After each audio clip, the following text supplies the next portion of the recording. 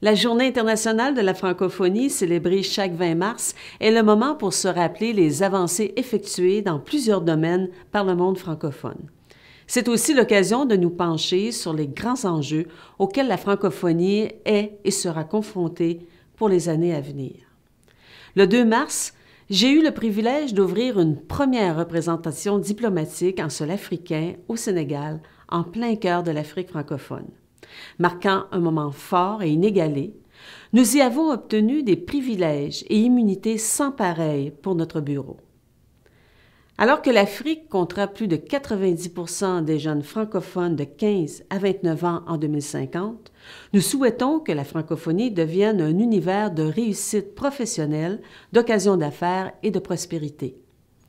Le développement économique étant clé pour y arriver, le Québec se positionne en tant que leader suite à l'adoption de la stratégie économique pour la francophonie en 2014 lors du sommet de Dakar.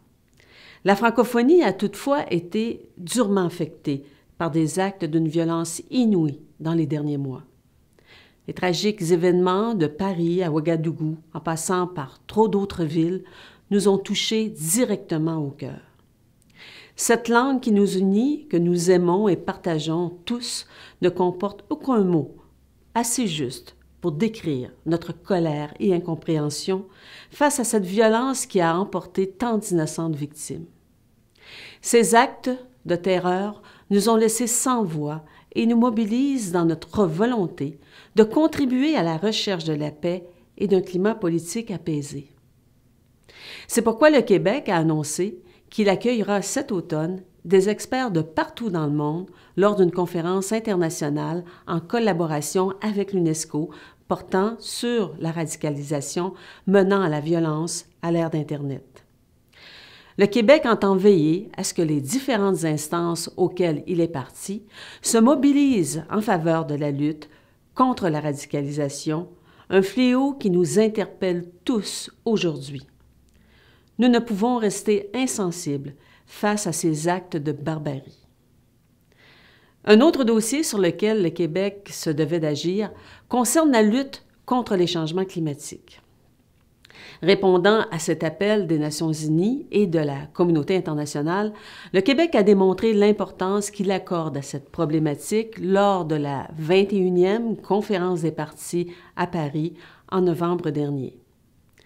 L'action innovante et précurseur du Québec, basée sur l'expertise québécoise, permettra de renforcer les capacités et les transferts technologiques auprès des pays francophones les plus vulnérables et plus exposés aux conséquences des changements climatiques. Depuis bientôt 50 ans, le Québec, par ses forces, ses expertises et ses idées, participe activement à édifier la francophonie internationale.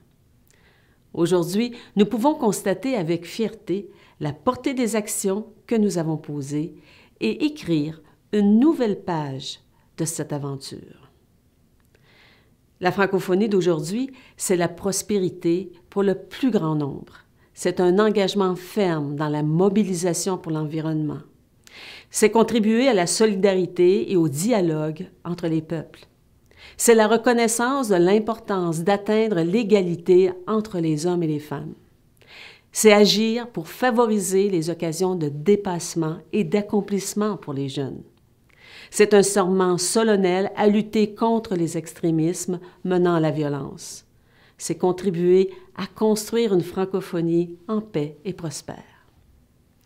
En célébrant annuellement la Journée internationale de la francophonie tous ensemble, société civile, jeunes, leaders économiques, créateurs, réaffirmons que cet espace est celui de la démocratie, de l'état de droit et de la justice.